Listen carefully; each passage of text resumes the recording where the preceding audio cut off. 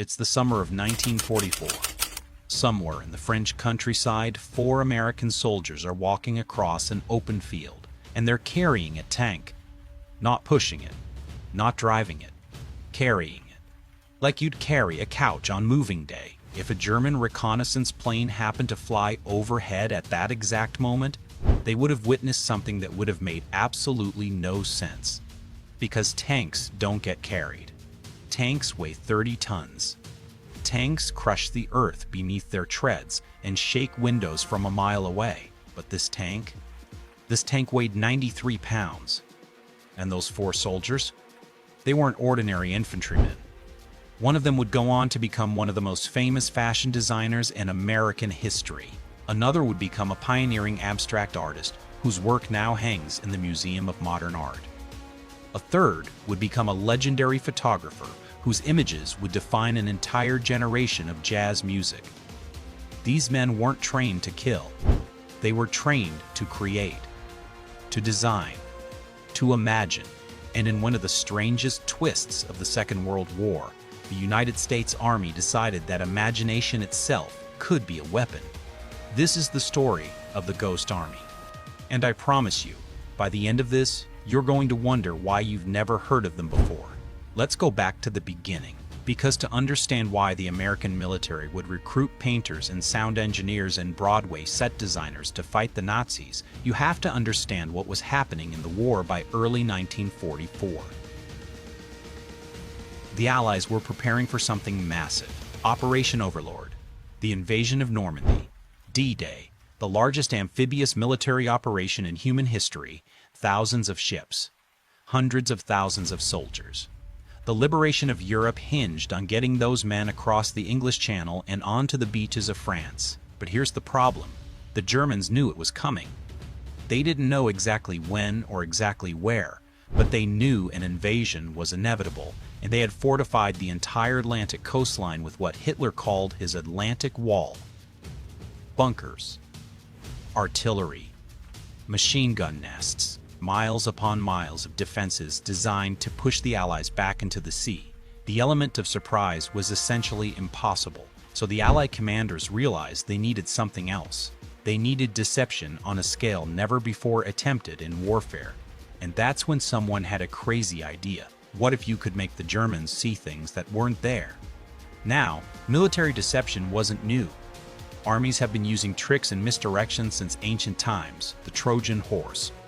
Hannibal's fake campfires. These concepts go back thousands of years, but what the Americans were about to attempt was different. This wasn't just a trick. This was theater.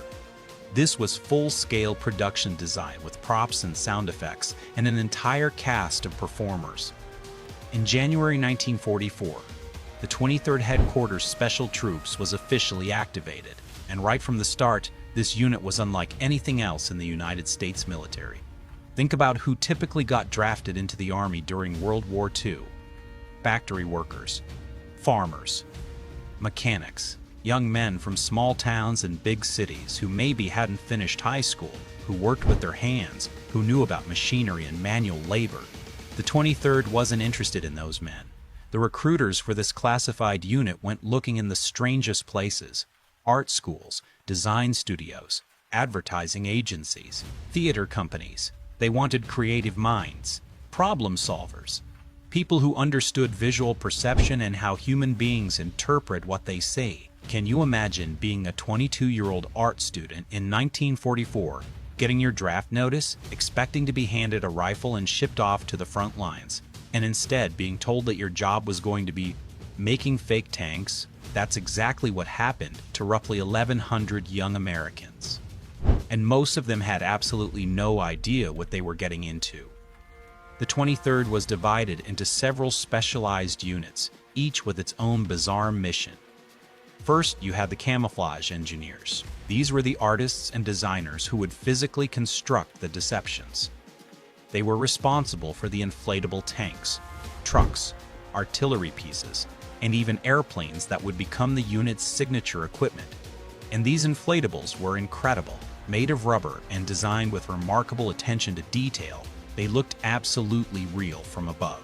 A reconnaissance aircraft flying at 10,000 feet couldn't tell the difference between a rubber Sherman tank and the real thing. The shadows fell the same way. The proportions were exact. Even the tracks in the mud were faked by soldiers dragging heavy equipment behind jeeps.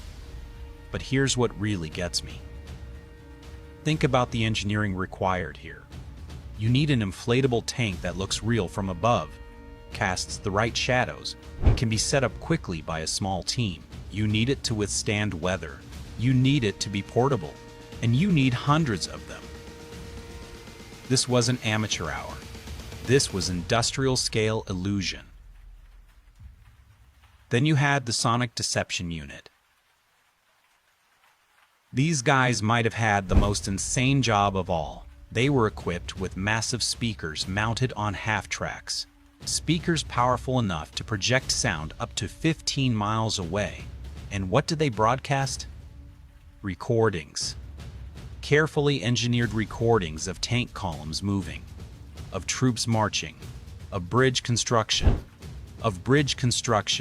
of all the sounds that would indicate a massive military buildup happening in a specific location.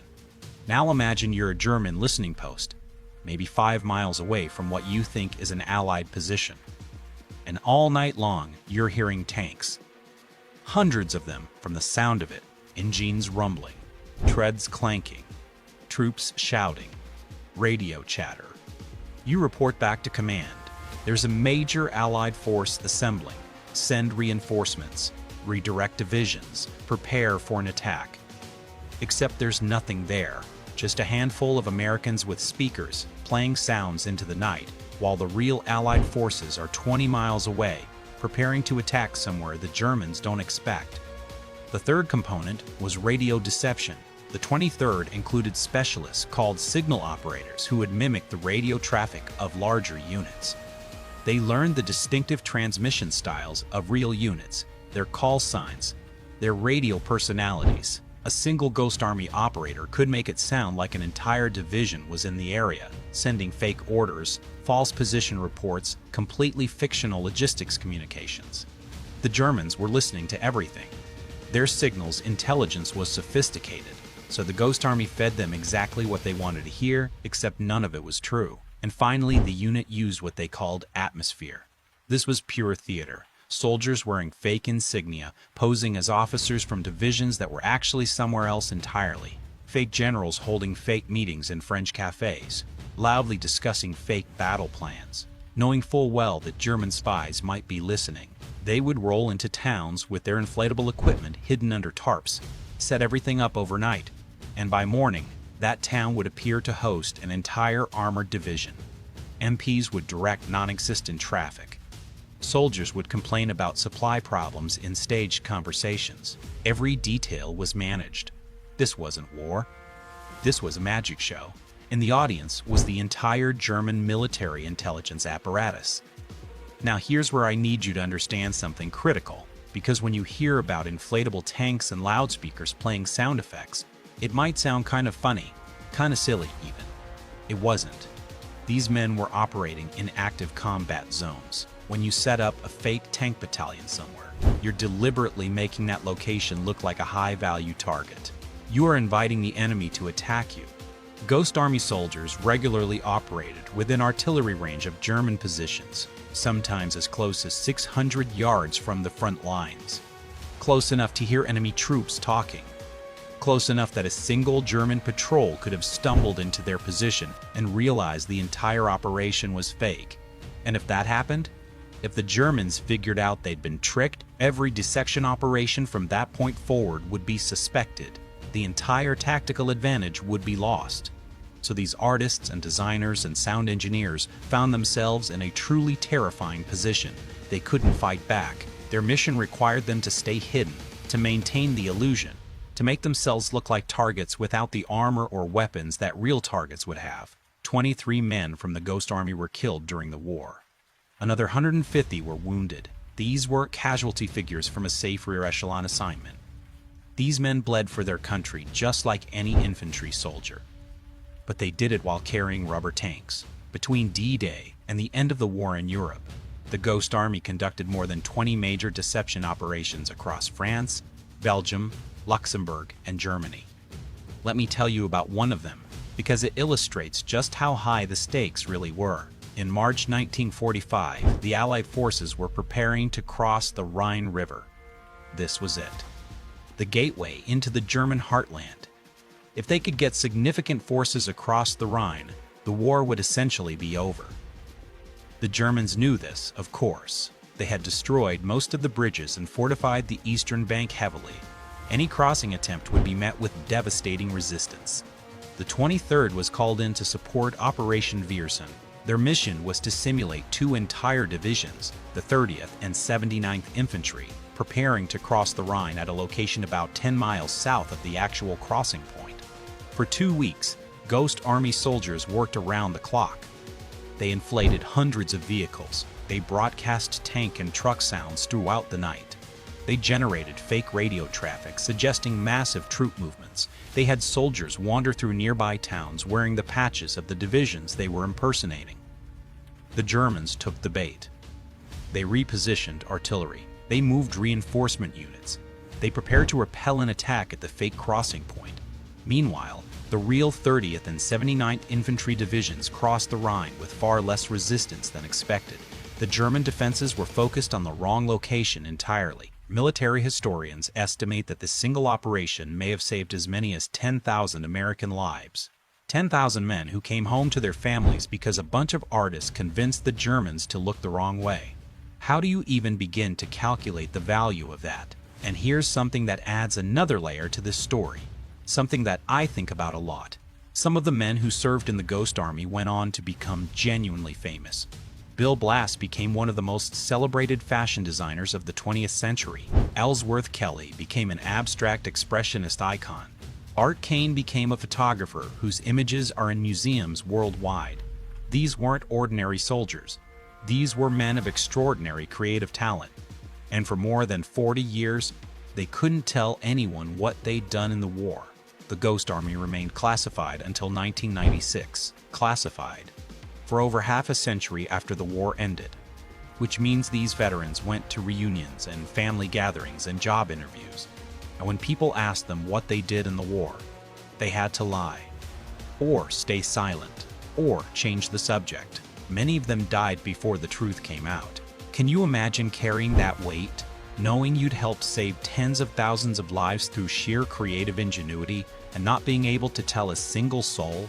Your own children not knowing what their father really did? Bill Blass gave interviews for decades about his life, his career, his journey from Indiana to the heights of New York fashion. And he could never mention the Ghost Army. Not once. Not until he was in his 70s, when the story was finally declassified. The surviving veterans began to tell their stories, and what emerged was this incredible picture of young creative minds thrust into an impossible situation and finding ways to weaponize their talents. They talked about the terror of setting up inflatable tanks while German shells fell nearby. They talked about the strange pride of watching enemy forces react to something that existed only because they'd imagined it into being. They talked about friendships forged in foxholes while protecting rubber artillery. And they talked about the art, because even in war, these men couldn't stop creating.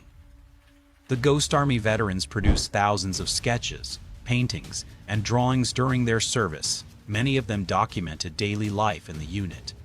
Others processed the trauma of combat through artistic expression.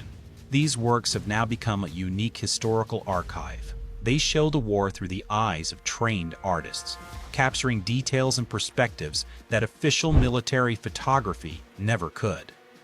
As of right now, there are fewer than a dozen Ghost Army veterans still alive. These men are in their late 90s and hundreds. They're the last living witnesses to one of the most creative military operations in history. In 2022, Congress finally awarded the Ghost Army a Congressional Gold Medal, one of the highest civilian honors in the United States. For many of the veterans who received it, the recognition came 77 years after they'd earned it. Better late than never, I suppose. But there's something bittersweet about watching centenarians finally get medals for service they provided as young men, service they had to keep secret for most of their lives. So what do we take from this story? What's the lesson here? Maybe it's that creativity has value in places we don't expect, that the skills we often dismiss as impractical, the painting and designing and imagining, can be exactly what's needed when traditional approaches fail. Maybe it's that heroism doesn't always look like we think it should. These men didn't storm machine gun nests. They didn't charge across open ground into enemy fire, but they put themselves in harm's way again and again to protect other Americans. They drew fire onto themselves so that others wouldn't have to take it. Or maybe the lesson is simpler. Maybe it's just that we should pay attention to the stories that don't get told, because history is full of them. Secret operations that remained classified, quiet heroes who never sought recognition, contributions that didn't fit the standard narrative of what courage looks like. The Ghost Army saved more than 30,000 American lives during World War II. That's not an estimate. That's based on military analysis of specific operations and their tactical impact. 30,000 men who came home. 30,000 families that weren't destroyed. 30,000 futures that were possible because 1,000 artists learned to weaponize their imagination. And for 40 years, nobody knew. So the next time someone tells you that art doesn't matter, that creativity is impractical, that imagination is a luxury we can't afford, think about those 4 soldiers carrying that 93-pound tank across a French field in 1944. Think about what they made the Germans believe. Think about the lives that were saved because some army recruiter looked at a painter and saw a weapon. The Ghost Army proved that sometimes the most powerful thing you can do isn't to fight your enemy directly. Sometimes the most powerful thing you can do is make them see something that isn't there. And that's a lesson worth remembering.